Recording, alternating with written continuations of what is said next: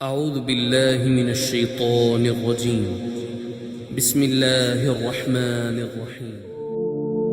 السلام علیکم ورحمۃ اللہ وبرکاتہ۔ سوچئے ایک ایسی دنیا جہاں بیٹی کا پیدا ہونا جرم سمجھا جاتا ہو، جہاں ظلم طاقت کی علامت ہو اور حق بولنا کمزوری سمجھی جاتی ہو، جہاں انسان کی جان کی کوئی قیمت نہ تھی۔ ایسی تاریک دنیا کو بدلنے کے لیے اللہ تعالیٰ نے اپنے آخری نبی رحمت للعالمین حضرت محمد مصطفیٰ صلی اللہ علیہ وسلم کو مبعوث فرمایا۔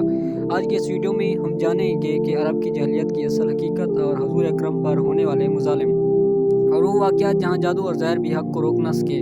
ویڈیو کو آخر تک ضرور دیکھیے گا۔ ناظرین، اسلام سے پہلے عرب کے سرزمین جہالت اور بربریت کی تصویر تھی۔ بیٹیوں کو زندہ دفن کر دیا جاتا، عورت کو انسان نہیں بلکہ مال سمجھا جاتا، باپ کے انتقال کے بعد اس کی بیویوں کو بھی وراثت میں بانٹ دیا جاتا۔ شراب نوشی، بدکاری، لوٹ مار اور قتل و غارت معاشرے کا حصہ بن چکے تھے۔ انسانی جان کی کوئی حرمت نہ تھی، طاقت ہی قانون تھی۔ ایسے ماحول میں اللہ تعالیٰ نے اپنے آخری محبوب کو دنیا میں بھیجا تاکہ انسانیت کو اندھیروں سے نکال کر روشنی کی طرف لایا جائے۔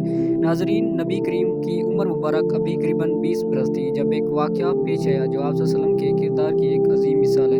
قبیلہ بنو زبید کا ایک تاجر اپنی بیٹی کے ساتھ مکہ مکرمہ آیا۔ مکہ کے ایک بااثر سردار عاص بن وائل نے اس کا مال تو خرید لیا لیکن ظلم کرتے ہوئے اس کی بیٹی کو بھی قید کر لیا۔ مظلوم باپ خانہ کعبہ سے لپٹ کر فریاد کرنے لگا، میں مسافر ہوں، میں مظلوم ہوں، میری بیٹی مجھ سے چھین لی گئی ہے۔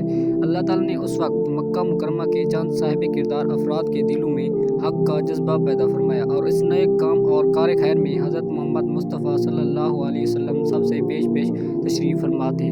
سب نے مل کر ظالم کے دروازے پر جا کر مظلوم کی بیٹی کو آزاد کروایا۔ اس بات کا واضح ثبوت ہے کہ حضور کریم نبوت سے پہلے بھی عدل و انصاف اور مظلوم کی مدد کے علم بردار تھے۔ ناظرین، جب حضور کرم نے نبوت کا اعلان فرمایا تو کفار مکہ آپ صلی اللہ علیہ وسلم کے جانی دشمن بن گئے۔ آپ صلی اللہ علیہ وسلم کو جادوگر، کاہن اور شاعر کہا، بازاروں میں پتھر مارے گئے، خون بہایا گیا، لیکن حضور کریم نے صبر اور استقامت کا دامن کبھی نہیں چھوڑا۔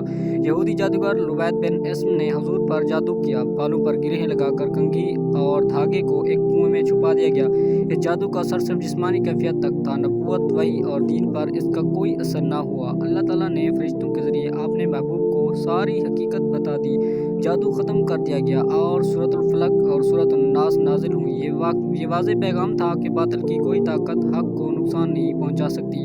ناظرین، فتح خیبر کے بعد ایک اور سنگین واقعہ پیش آیا۔ یہودی عورت زینب بنت حارث نے بکری کے گوشت میں زہر ملا کر حضور کی خدمت میں پیش کیا۔ حضور اکرم صلی اللہ علیہ وسلم نے ایک لقمہ لیا اور اللہ تعالیٰ کے حکم سے فوراً پہچان لیا کہ اس میں زہر شامل ہے۔ آپ صلی اللہ علیہ وسلم نے فوراً لقمہ تھوک دیا لیکن زہر کا ہلکا اثر باقی رہ گیا۔ حضرت بشر بن برہ رضی اللہ تعالیٰ عنہ اسی زہر کے اثر سے شہید ہو گئے۔ حضور کریم اپنی آخری بیماری میں فرماتے ہیں کہ میں خیبر کے زہر کا اثر آج بھی محسوس کرتا ہوں۔ اسی بنا پر علماء کرام فرماتے ہیں کہ رسول اللہ صلی اللہ علیہ وسلم کی وفات شہادت کے درجے میں۔ ناظرین، سوچئے، جادو ناکام ہو گیا، زہر ناکام ہو گیا، ظلم ناکام ہو گیا، لیکن حضرت محمد مصطفیٰ صلی اللہ علیہ وسلم کا پیغام آج بھی زندہ ہے اور قیامت تک زندہ رہے گا۔ اگر آپ کو یہ ویڈیو پسند آئی ہو تو چینل وائرل ٹیک اردو کو سبسکرائب کریں، ویڈیو کو لائک کریں اور اس پیغام حق کو زیادہ سے زیادہ لوگوں تک پہنچائیں۔